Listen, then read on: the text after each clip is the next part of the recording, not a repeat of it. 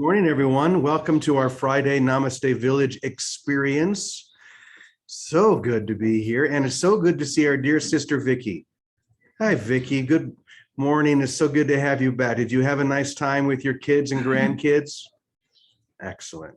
Well, we can't wait to hear from you. And Reverend Stephen has been filling in for you. He's been kind of the guest Ed McMahon. Or maybe I'm more Ed McMahon and you're Johnny Carson. I don't know.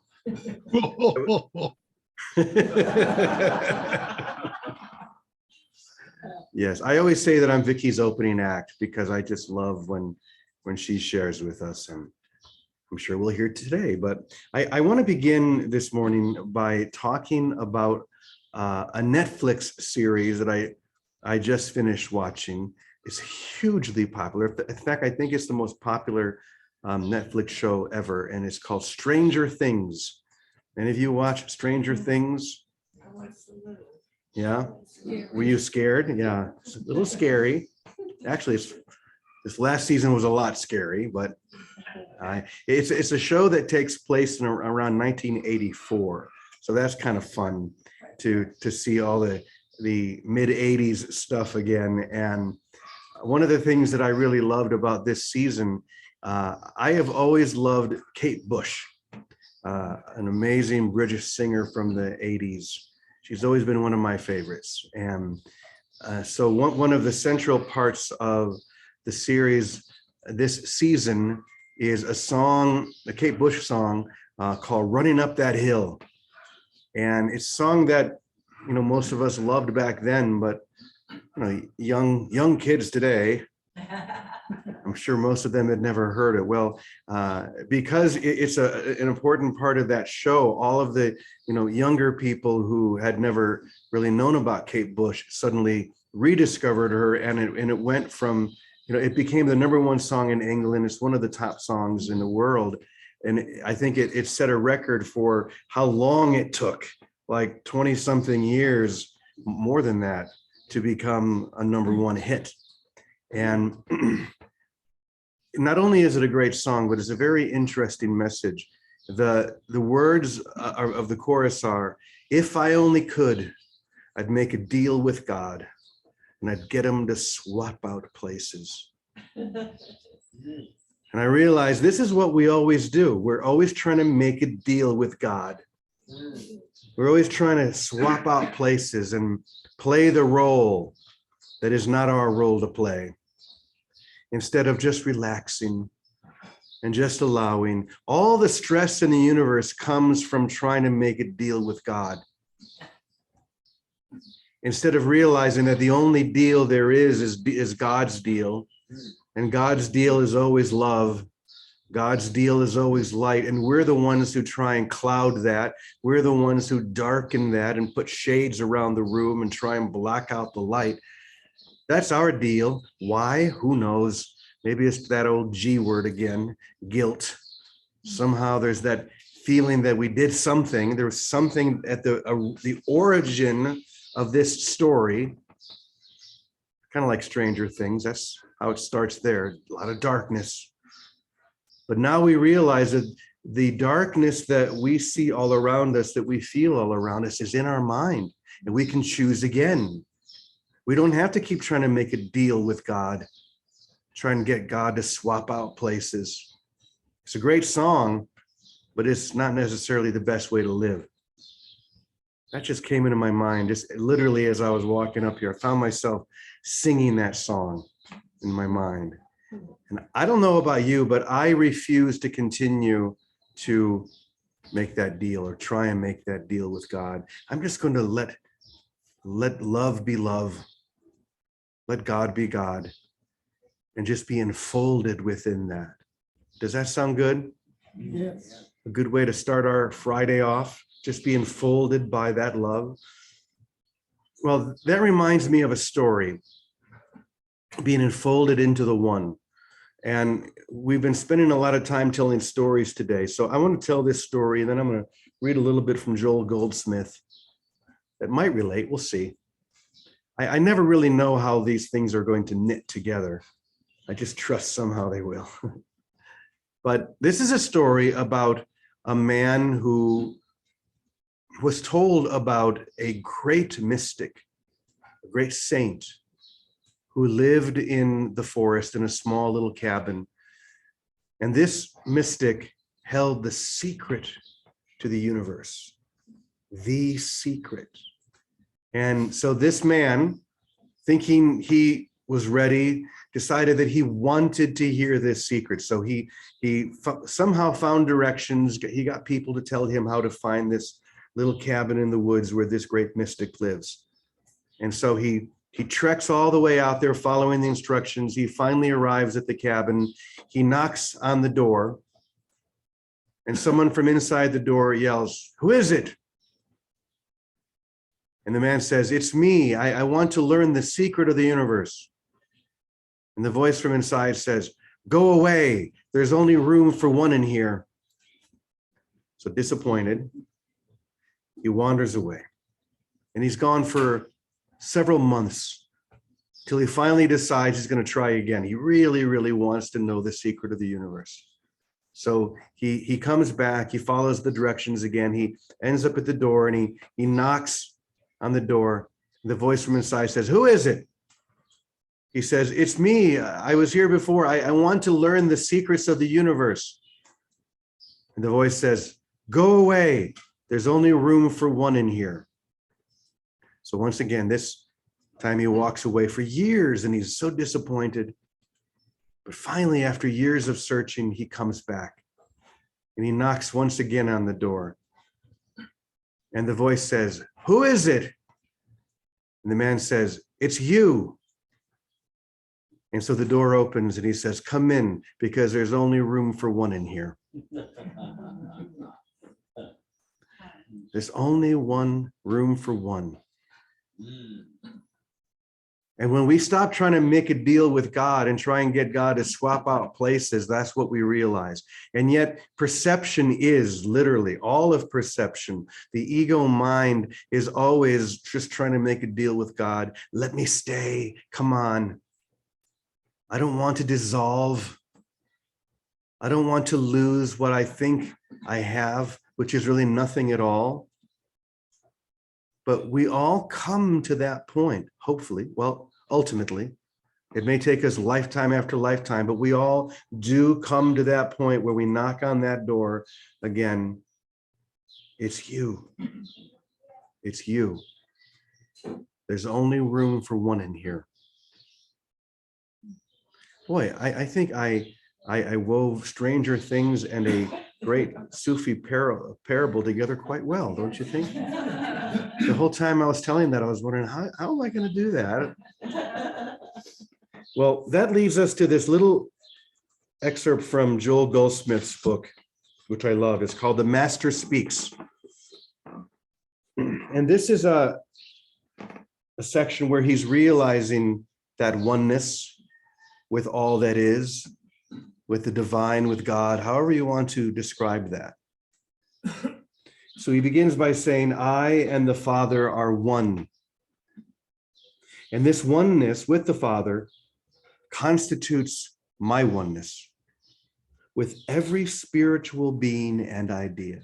The oneness that I share with the Father, with the Mother, with the Source, constitutes my oneness with everything that exists. Therefore, I need not seek my good. I need not seek my good or be concerned about my good, because my oneness with God constitutes my good. That's all I need. I don't have to seek after anything else because my oneness with God is everything. It constitutes the law of attraction. It's funny that he's talking about that back in the 50s. Bringing to me all that is necessary for my unfoldment. The realization of the oneness that I share with my source brings me all that is necessary for my unfoldment, for the revelation of my true being. That's a good one. For my daily experience, everything I need seek first the kingdom of God, and it comes to me easily and naturally. Right where I am, God is. Right where I am, the allness of God is. This ever presence of God makes me independent of person, place, thing, circumstance, condition, or relationship. The ever presence of the divine in me is everything. Wherever I am, the fullness of God is revealing itself. But I have to know where I am, don't I? If I'm unconscious of where or who I am, then God can't be revealed. There's only room for one in here. Wherever I am, the fullness of God is revealing itself. The place whereon I stand is holy ground, right here, right now. The allness of God is made manifest as my individual experience. God is revealing itself through and as me. Wow. Isn't that exactly what we're seeking? For the allness of God to be revealed through and as me, not in some individual identification, egoic revelation, but through the dissolving of all of that. That's what happened to the man who came back that third time. He had gone off for those many years and he dissolved. He realized there is no me. There's no me seeking the secrets of life, because as long as there's a me, there's a thee. And that's where we get in trouble, because the 2 turns into 2 trillion, into an uncountable number. But when it keeps coming back to 1, there's only one thing. There's only one source of life, one source of goodness. And it's moving through and as me right now. Not separate. There's only room for one in here. Okay. Right here, right now, the allness of God is made manifest as my individual experience. And the awareness of this truth is the law unto that experience. I and the Father are one. There's only one here. In this oneness is my self-completeness. I am therefore self-maintained, not self with a small s, self with a capital S, self-maintained. I am self-sustained. The self, capital S of me, the reality of me, maintains and sustains me, supports and upholds me, teaches me, enlightens me, enriches me. This truth is a light unto my path. This truth is my salvation. If I only could, I'd make a deal with God. I'd get him to swap out places. I'm done with that nonsense. I'm done with trying to make a deal with God. I'm done with searching the forest and the hills and the mountains, looking for some teacher outside me living in some cabin that I think has the secrets of the universe, and trying to get them to teach me that. I'm done with it. And I hope you are too. So Vicki, so good to have you back. I know you've been done with it for a long time. What would you like to share with us? Well, first I want to say thank you, and it's awfully nice to be home and to find you all still here. So I love you all. That's what I want to say. And I had a great week. Just literally, the kids and my son were just leaving as I came on. So, you know, it's really, for me, if there is no spot, God is not.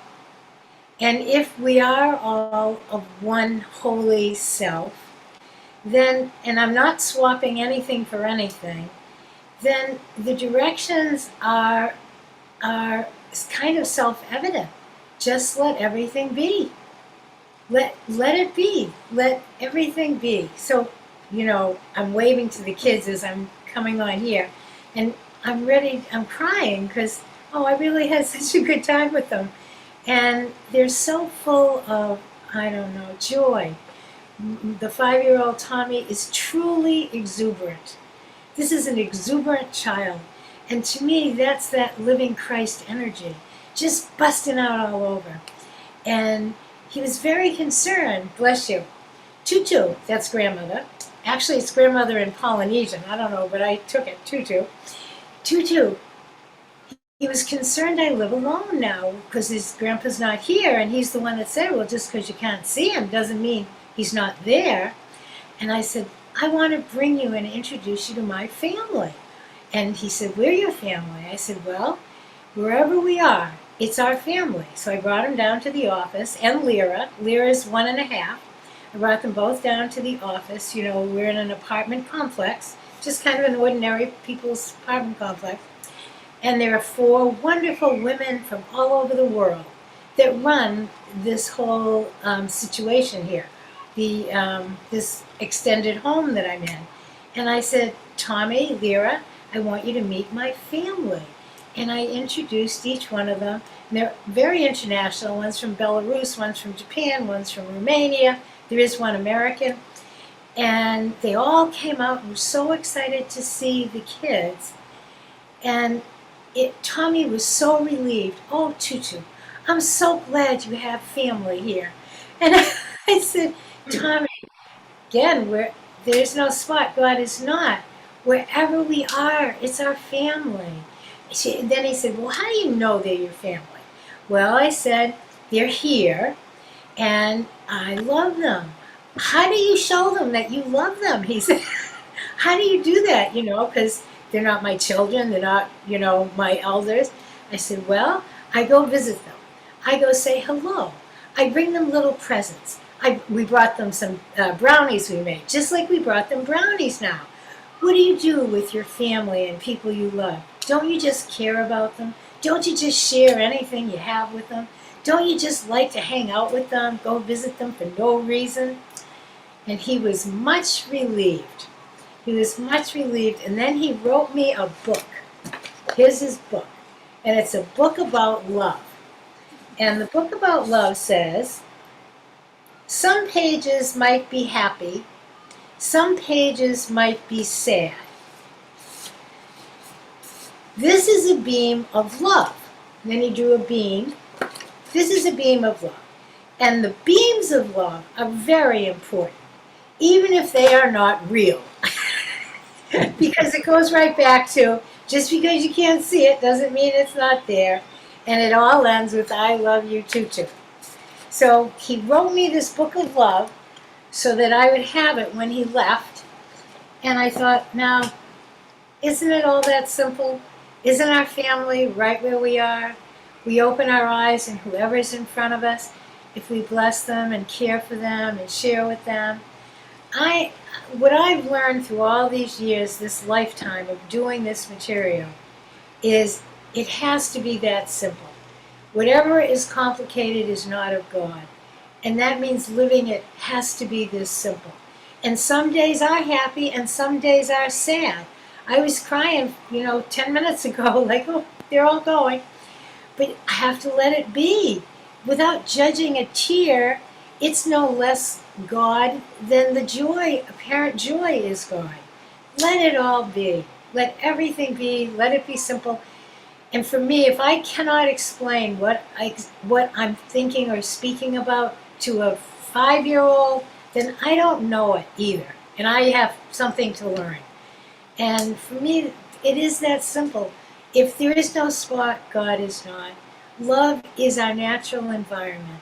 And if we stop defending ourselves, resisting it, figuring it out, chasing it, running away from it, and just let it all be, whatever is meant to be will fulfill itself in us if we treat it all like our family of oneness. We treat it all with love.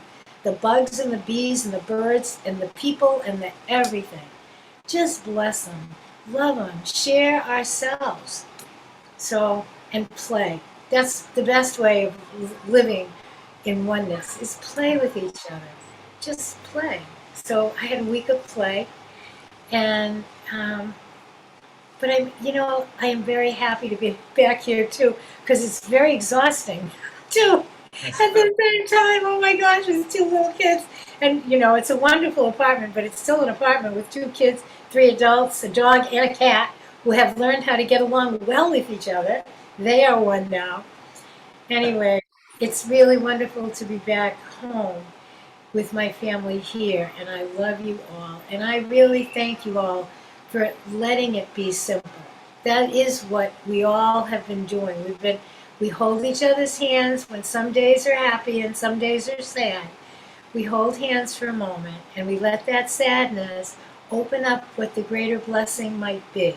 May not be apparent right away, but if we don't run for it, run More away from it, or importantly, do it. dump that stuff at the Uh-oh, recycle. Judy, you got. Hi, Judy. That's all right, Judy. It's all one voice. It's all one voice of love. That's Anyway, right. and I heard from George. George was seeing his three children and sends his love to everyone here. Beautiful. Thank you, Brother Judy. James. So nice to be here. Oh, Thank you it's so good to have you all. home. As always, it's so good to have you here. And thanks for just bringing that simplicity back to us. Oh, I'm gonna go ahead and mute you. We got a lot of, okay, that's good.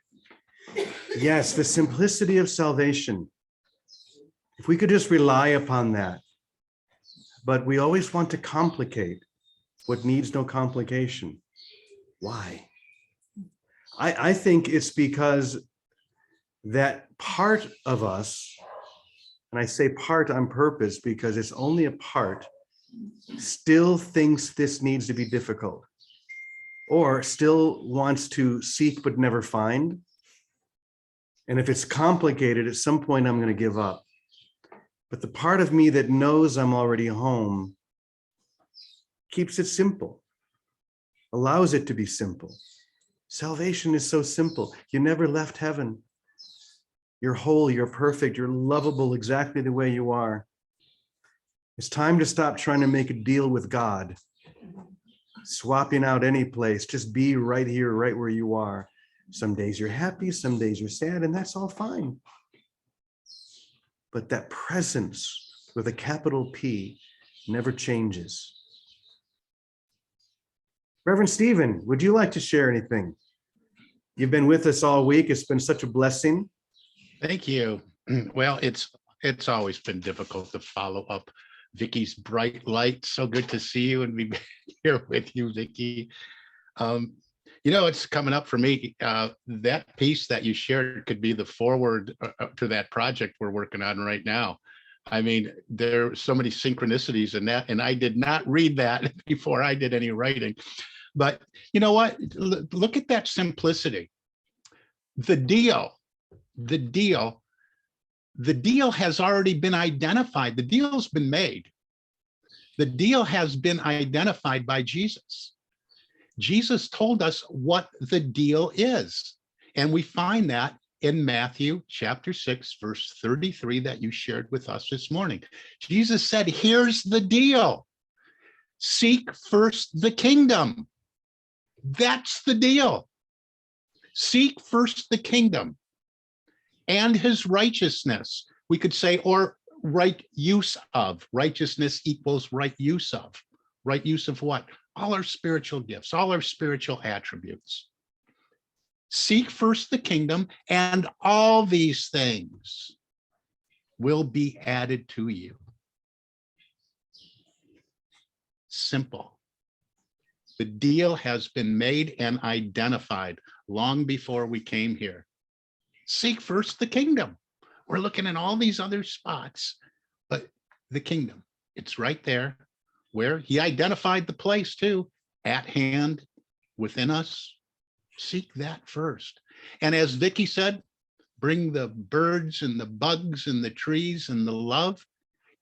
It's okay to bring the shadows too, because even in the light, we find dark spots. They're part of what we are. Maybe we don't know because we've swept them under the rug what they're here to show us and teach us. But have a conversation with them, just like the man that knocked on the door. Open that door, have a conversation with that shadow and say, what are you here to show me and teach me? Well, come on in too, because we're all just here very simply seeking first the kingdom. That's what I got today, James. Thanks for the inspiration, both of you. So good to have you here. So good to have all of you here, all of us here at our beautiful rainy Namaste Village, and all of you around the world. It's always such a blessing to remember there's room, only room for one of us in here. No matter what it looks like, no matter how it seems, to have all these beautiful people, that's good. I'm very grateful, but there's only room for one. So we enter into that oneness. We enter into that frequency. And we allow it to be true. It is true, so we may as well. Why resist the only thing that is true? Love is present here right now. So let's take a deep breath. See if we can touch that experience. These words are nothing without the experience. See if you can feel that divine presence, that sacred oneness.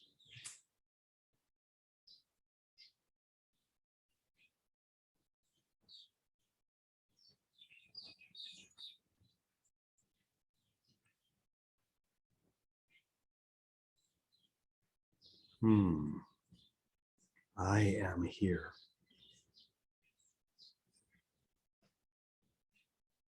Thank you so much. Thank you so much for being willing. Thank you so much for being ready. The moment is now, so let's do it. Why wait? Sound good? Yes. Look at that, right on the button, 9:30. Short and sweet and right to the point. That's the way I like it to keep it. So why don't we go ahead and, should we end with the prayer of protection, or should we end with something else? What do you all think? What are you feeling? I'm here only to be truly helpful. Do you have that? I am here only to be, you know what? It'll take me too long to find it. But let me see if I can remember how it goes. I am here only to be truly helpful. Sing that with me. I am here only to be truly helpful. Now back to me. I am here to represent the one who sent me. Join me. I am here to represent the one who sent me. I do not need to know what to say or what to do, for the one who sent me directs me back to you, back to you. I'm here only to be truly helpful.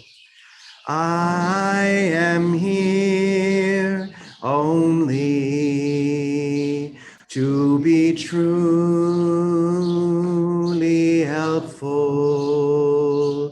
and I am here to represent the one who sent me, the one who sent me, the one who sent me. I am here. Good suggestion. So have a beautiful weekend, everyone. So great to have you here. We'll see you on Sunday for our Unity service, and otherwise we'll see you back here on Monday. Namaste. Thank you. Hey, everybody. I love you all. I love you all. Adios. Have a great day. Guys.